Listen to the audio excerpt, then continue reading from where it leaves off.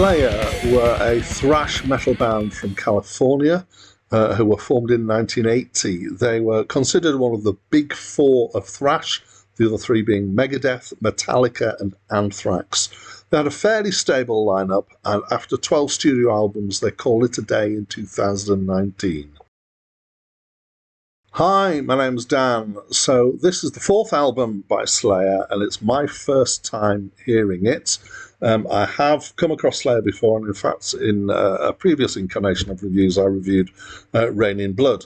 And this album came after Rain in Blood, and Rain in Blood is considered a classic of thrash metal. And this was a deliberate slowing down and potentially a slight softening of their sound, just for the sake of getting something different rather than making it feel like it's Rain in Blood Part 2. So apparently some of the band don't like this album in retrospect, but it did review and sell quite well. And I would describe it, definitely as thrash metal, but on the cusp of doom metal. So it's got some faster bits, it's very kind of metal sounding, but it's got some kind of slower and more ponderous bits, and then kind of medium bits as well in between. So this is 1988. I wouldn't claim that I'm an expert on the history of metal, but I feel like in the early 90s there was a big metamorphosis that happened in metal. Basically, in terms of partly the sound, this is when death metal and black metal kind of emerged, but also in the kind of chords and the sequences that they used. I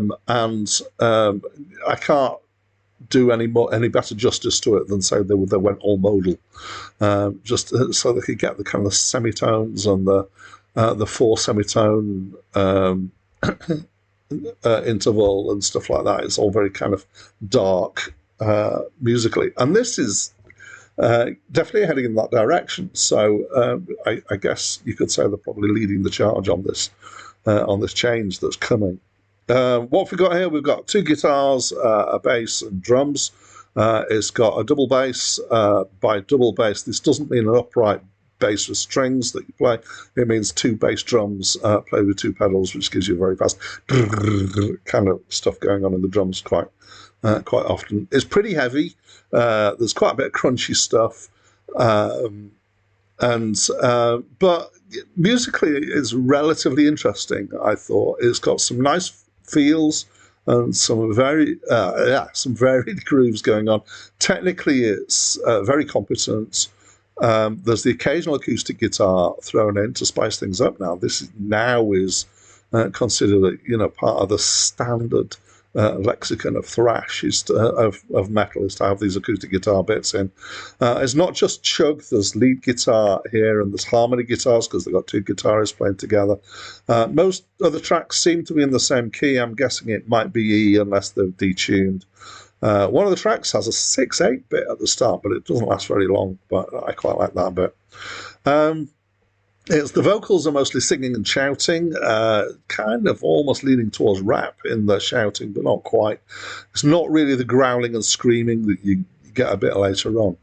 The lyrics. So the lyrics are not in a happy place here. So I guess you could sum up the lyrics of most of the whole album with one Ramones song, which is the track I'm Against It, which is the only Ramones track that I kind of keep remembering. And yeah, they've really summed up this idea of being against things. There are definitely themes of war, of pain, of violence, and just to pull out some of the track names, we've got Silent Scream, Mandatory Suicide, Ghosts of War, Spill the Blood, and these are not the ones that kind of mention Christian ideas because they've definitely got religious stuff going on, and it's no real surprise they're pretty anti-Christian. I think if you listen to a lot of this kind of metal, you might get the overall impression that Christians were all evil manipulators telling you lies and to be shunned and possibly even burnt or, something like that.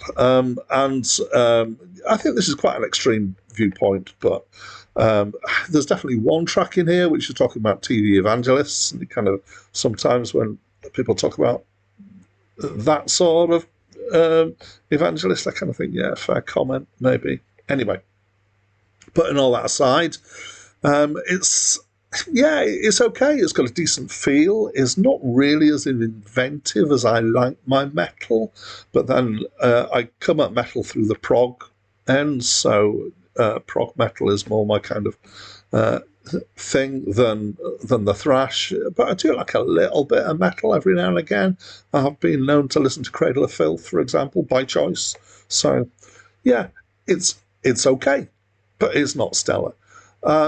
And I'd love to know what you think. Maybe you're a metalhead and you know how important this album is to the history of metal, and you'd like to share with us why. And I'd love to hear from you if that's the case, or whatever opinion you've got. Please do talk to me through the comments box. That's it from me for now.